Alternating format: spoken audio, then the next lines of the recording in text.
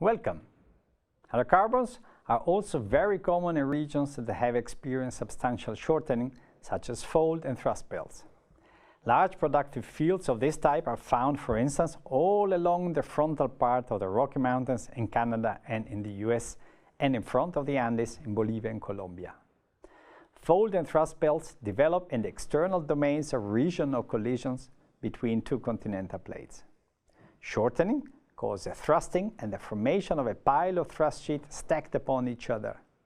In the vertical cross-section, you can see the most important components of the system.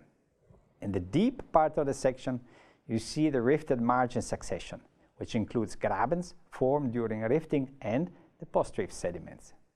The upper part of the section is characterized by two main units. The first one, which you can see on the right, are the thrust sheets resulting from regional convergence. These form thrust-related folds and pile up, creating an extra load on the lithosphere. As a consequence of loading, a 4D basin develops in the front of the advanced origin, mostly hosting interregional sediments produced in the mountain belt. At the transition between the two domains, you can see that new thrusts are activated, involving the sediments deposited in the foredeep. As convergence continues, parts of the foredeep succession are thrusted and incorporated into the origin itself.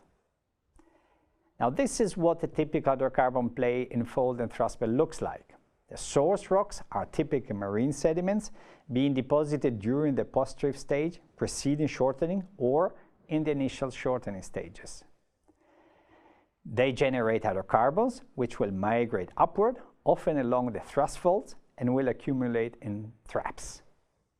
The most common type of trap is related to the folds developed during shortening. Alternatively, hydrocarbons might accumulate in sand bodies in the terrestrial succession in the 4D basin itself. A key challenge in fold and thrust belts is the relative timing of a hydrocarbon generation and trap formation. If hydrocarbons are generated too early, when the folds are not present, then they might simply reach the surface with no accumulation. Reservoirs associated with anticlines in the external zones of fold and thrust belts are often quite superficial and have been known for the first discoveries made in the history of the hydrocarbons. At present, most of these targets have been already identified, and exploration is directed towards deeper targets. This is very challenging and high-risk exploration.